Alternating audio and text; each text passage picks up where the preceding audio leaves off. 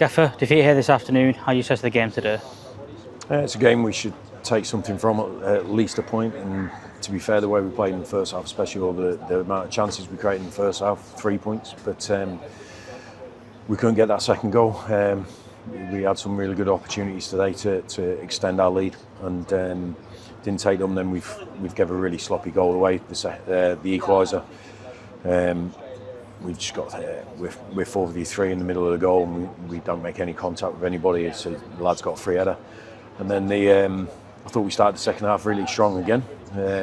Had some good opportunities. I think we had one just before they got the second, and the second really we've given them a goal from our own possession, and it's a disappointing way to lose a game, because I think it was a game that was in our control, within our hands.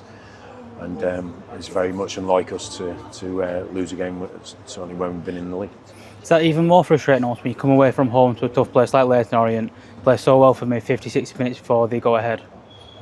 Yeah, I think it is, but that's the nature of the game. We talk about all the time about scoring more than your opponent. That's the most important statistic in football, and we haven't done that today yet. But when you look at the performance, we'll be able to take so many positives from that. But you have to be clinical, and then you have to be decisive in defensive actions. And I think we've been like that all season. I think up to today we're the third best defence in the division. Just come off the back of 4 clean sheets, so it's not like we're porous. It's not like we're committing these mistakes week in, week out. So we just have to crack on with our game model, with how we play, because we've shown how many games we can win with that and how many points we can win with that. So it's just disappointing today, because after 20-30 minutes I'm thinking this is a game that we're going to go on with 3 points and a really strong performance. But goals can change the momentum of games, and I think that happens there. Is it just a brusque reminder of how much you have to take your chances when you're on top, as well as how much you have to be on top in those fine margins? Yeah, look, I think we deal with the realities of football really well. We don't kid ourselves. We understand that there's 2 sides of the game, that you have to be defensively strong, but you have to have goal threats and you have to have an intent to score. I think we balance those 2 things up really well, and you can see that in our performance. You've got to have a hard edge about you both ends of the pitch, and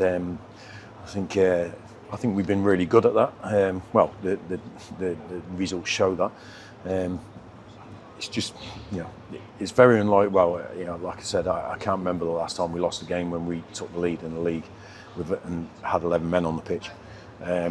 So we just have to put it down to experience. What can we do better next time? So we can't just shrug it under the carpet because we had a really good season so far. That's going to sting for a few days, that one, I think, because of the nature of the goals. And that's it as well, though. Over the last 18 months, whether it the players last season, the players this season, trying to get punched on the nose, like you say, and then respond and come back positively. Yeah, well, look, I think we've shown that so many times, and that's why you get the response that we get from the supporters at the end of the game, even though they've travelled down such a long journey just before Christmas, but they've come down in numbers again, as they always do. But it's a response after a defeat that I say pleases me more, but it makes me proud of what we've created here at the club, between the supporters and the team, and vice versa. I think they can see a team that's playing well, they can see a team that is a good team, and they can see a team that performed today. But we have to have that professional level of just being ruthless, and I think we've been really good at that. But yeah, look, it's just one of those that we have to take on the chin. We can't look at anybody else. You give Leyton Orient credit for staying in the game in the first place and then getting 2 goals, but we know that's a game that we can affect in different ways to make sure we take 3 points next time. And how important is that togetherness that you mentioned there between the supporters and the players, but also showing the players working hard like they do every game to show and maintain that relationship? Yeah, look, I know what supporters want to see minimum from their team. It's a hard-working team that's committed, that plays for the badge, that plays for them, plays for each other, and they see that week in, week out. We don't let ourselves down in that respect. Sometimes we make mistakes and don't win, but certainly on an attitude level, on a commitment level, I don't think anyone can question that. And I think that's why the supporters really sort of connect with the team and each individual within it, because there's a real team ethic there. But you have to have more than that to win games of football. So we have to add what we've had all season. but we love that sport, we respect that sport, and I know we'll have it again in the next game. The beauty of league football is there's nearly always a chance to put it right again in the next game. We've got a busy period coming now with the festive period. Yeah, and I think we need to carry a little bit of that sting and pain into the next game, because we've responded really well to any setbacks this season, last season, shown our true character.